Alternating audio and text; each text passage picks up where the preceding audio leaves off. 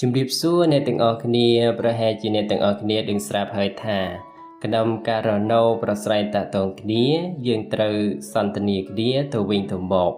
ប៉ុន្តែមានអ្នកខ្លះនិយាយធ្វើឲ្យយើងចូលចិត្តស្ដាប់អ្នកខ្លះទៀតនិយាយធ្វើឲ្យយើងស្អប់ធ្វើឲ្យយើងខឹងតែម្ដងព្រោះមូលហេតុអ្វីទៅថ្ងៃនេះយើងនឹងទៅស្វែងយល់ចម្លើយទាំងនេះតើត្រូវនិយាយយ៉ាងណាដើម្បីឲ្យគេចូលចិត្តស្ដាប់យើង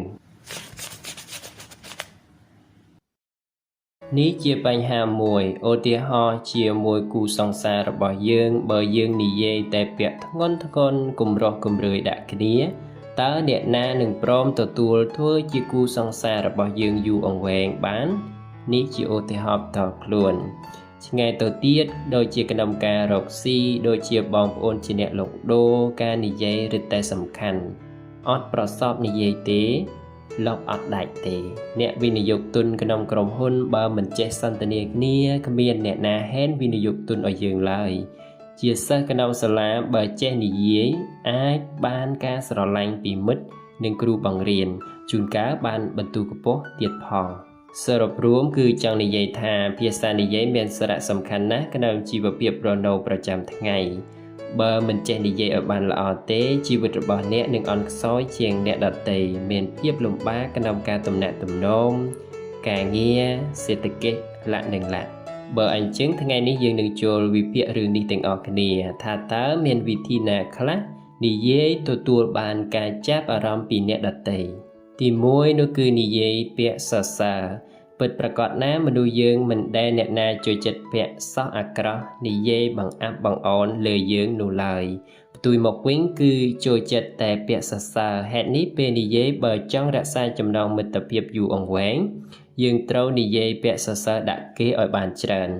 ទោះបីអ្នកនោះមានកលែងណាខុសក៏ដោយសូមកុំលើកយកមកនិយាយពេលសន្ទនា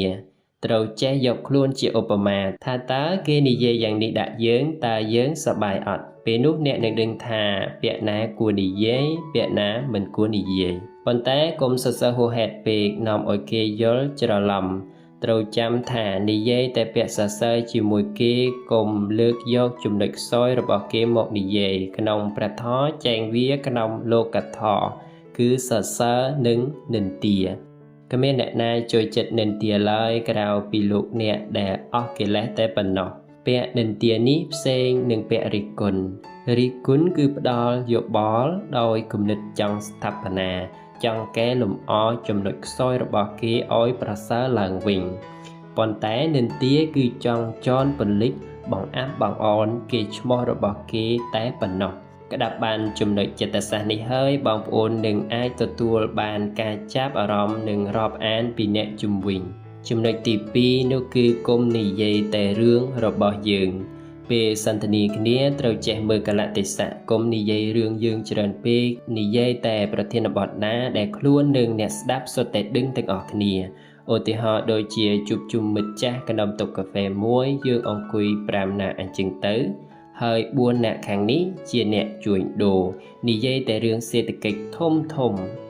មិត្តមួយគ្រាន់តែជាកម្មកររោងចក្រធម្មតាគេនឹងគ្មានអ្វីជជែកលេងទេជាមួយយើងមានតែអង្គុយសំកុកខ្មាស់ផងអៀនផងព្រោះខ្លួនមិនបានដូចគេអញ្ចឹងបើយើងជាអ្នកឆ្លៀសវៃក្នុងការសន្ទនាគួរបង្វែរចិត្តយកចិត្តទុកដាក់ដល់មិត្តរបស់ខ្លួនផងហើយនិយាយតែរឿងដែលមិត្តរបស់ខ្លួនក៏អាចនិយាយបានដូចជារឿងកាលទូចរឿងកាលនៅរៀនជាមួយគ្នារឿងស្រែចម្ការផ្សេងអញ្ចឹងទៅផ្សំថាជាអ្នកនិយាយដ៏ឆ្លាស់វៃទី3កុំគ្រាន់តែចេះនិយាយត្រូវចេះមើលនិងស្ដាប់ក្នុងការប្រស្រ័យតាក់ទងគ្នាកាលណាមានអ្នកនិយាយត្រូវតែមានអ្នកស្ដាប់នៅពេលដែលភាគីម្ខាងនិយាយមិនទាន់ចប់រឿងអ្នកមិនគួរផ្ដាច់ខ្សែរឿងរបស់គេជាដាច់ខាតសូមស្ដាប់យោបល់របស់ពួកគេដោយយកចិត្តទុកដាក់ការស្ដាប់និងការទទួលគឺជាជំនាញទំនាក់ទំនងដ៏ឆ្លាស់វៃដែលអ្នកត្រូវតែមានមិនគិតថាក្នុងបរិយាកាសការិយាល័យឬក្នុងជីវិតប្រចាំថ្ងៃនោះទេមានរឿងសំណើចមួយខ្ញុំចង់និទានឲ្យអ្នកស្ដាប់នោះគឺមានបងប្រុសមួយគិតទៅណាមកណាតែងតែសួរអ្នកផងទាំងឡាយថាតាសុខសប្បាយជាទេយាយសុខសប្បាយជាទេពូសុខសប្បាយជាទេ នេះជាឃ្លាយកការគួរសមរបស់ខ្មែរយើងទេ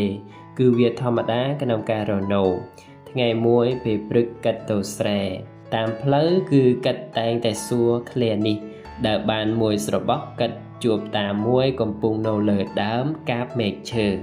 កាត់ក៏ហៅចុះតាចុះមកនេះចៅមានរឿងសំខាន់ចង់ប្រាប់តាមួយ